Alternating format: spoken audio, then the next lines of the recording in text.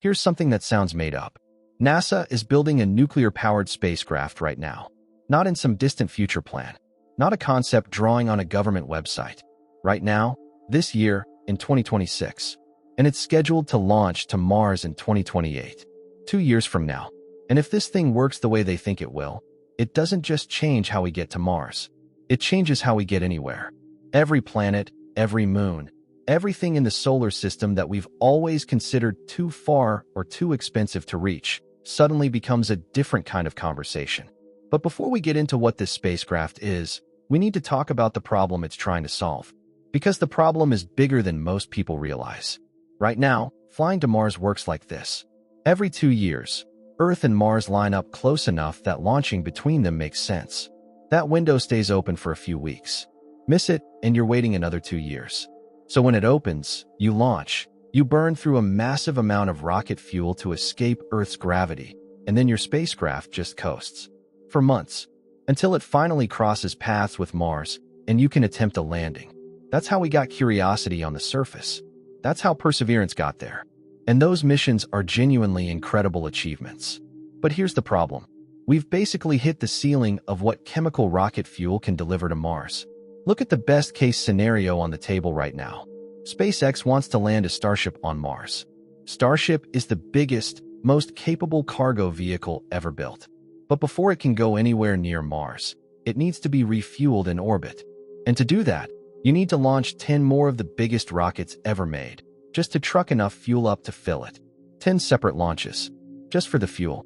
After all of that, a fully loaded Starship can deliver the rough equivalent of 25 car-sized rovers to Mars. Once, every 2 years. That's the ceiling. And for actually sending humans to Mars, with everything they need to live, work, and come home, that ceiling isn't high enough. Something has to change. And in March 2026, NASA showed exactly what that change looks like. They're calling it Space Reactor 1, SR1. And NASA's description of what it represents is surprisingly simple. A railroad to Mars. Not a literal one, obviously, but the metaphor is deliberate and it's accurate. Freight trains move enormous quantities of cargo across huge distances at a fraction of the cost and fuel that road transport requires. SR1 is designed to do the same thing through space. Carry large amounts of cargo to Mars with a level of efficiency that chemical propulsion can't come close to matching. Now, when people hear nuclear-powered spacecraft, they usually imagine something out of a science fiction film. So it's worth being clear about what this actually means.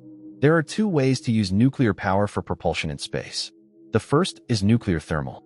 You run liquid hydrogen fuel through a nuclear reactor. The reactor heats it to extreme temperatures, and the expanding gas shoots out of a nozzle and creates thrust. It's similar in principle to a regular rocket engine, except instead of a chemical explosion creating the exhaust, you've got a nuclear reactor doing it. The result is roughly 5 times the fuel efficiency of conventional propulsion. 5 times less fuel for the same journey. Which means you can either go 5 times faster, carry 5 times more, or some combination of both. This is how a Mars trip of 45 days becomes theoretically possible. But NASA didn't go with nuclear thermal for SR1. They went with something that's 10 times more efficient. SR1 uses nuclear electric propulsion. The reactor isn't directly heating fuel. Instead, it's generating electricity. And that electricity powers a type of engine called an ion thruster. I know that sounds extremely science fiction, but ion thrusters are already everywhere. Every Starlink satellite in orbit has one. They've been used on deep space probes for decades. The technology is proven.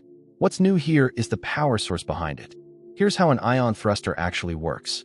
You take a gas, usually xenon, and you hit it with electricity from the reactor. That electricity strips electrons off the gas atoms, turning them into charged ions. Then an electromagnetic field grabs those ions and hurls them out the back of the engine at enormous speed. The reaction to that pushes the spacecraft forward.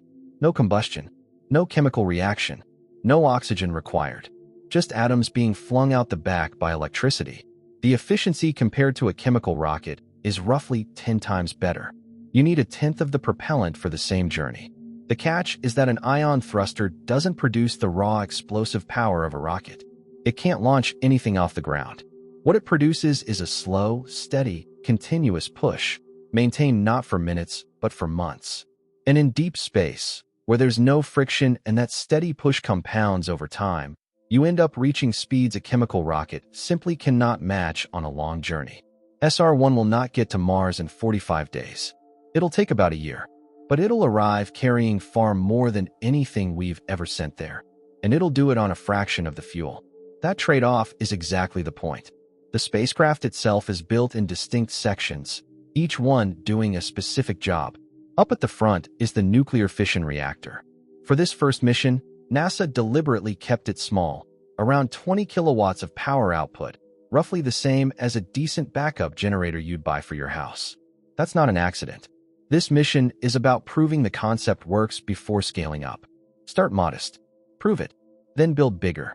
Behind the reactor is a cone-shaped radiation shield, protecting everything else on the spacecraft from the reactor's output. Behind that is the power conversion unit, which takes the heat from nuclear fission and converts it into electricity through a closed thermal loop. Liquid flows into the reactor, gets vaporized, spins a turbine connected to a generator, cools back into liquid, and starts the cycle again. That loop can run for years with no maintenance, until the nuclear fuel runs out. Sticking out from the sides are large flat titanium panels that look like wings. They're actually radiators, shedding the excess heat from the reactor into the vacuum of space. And at the back is the propulsion module, the ion thrusters themselves. Here's where the story gets interesting. That propulsion module was already built. Not for SR-1, for something else entirely. The Lunar Gateway was a space station planned as part of the original Artemis program. It was going to orbit the moon and act as a waypoint for astronauts. NASA's new leadership canceled it in 2026. But the propulsion system for the Gateway, which used ion thrusters to maintain its lunar orbit, was already well into development. Rather than scrapping it, NASA repurposed it directly into SR-1. Years of engineering work on a canceled moon station are now the engine of the first nuclear spacecraft to Mars. That's why a 2028 launch date, which sounds borderline impossible for something this ambitious, is actually achievable. When SR-1 arrives at Mars after its year-long journey, it drops a single-entry capsule into the atmosphere. Inside that capsule is a mission called Skyfall. The entry sequence is straightforward. Heat shield absorbs the thermal load. A supersonic parachute slows the descent. The heat shield drops away, and the payload is revealed. 3 helicopter drones. Each one is built on the same platform as Ingenuity, the small NASA helicopter that launched to Mars in 2020 on a 5-flight demonstration mission and ended up completing 72 flights over nearly 3 years. It outlasted every expectation by a factor of 10.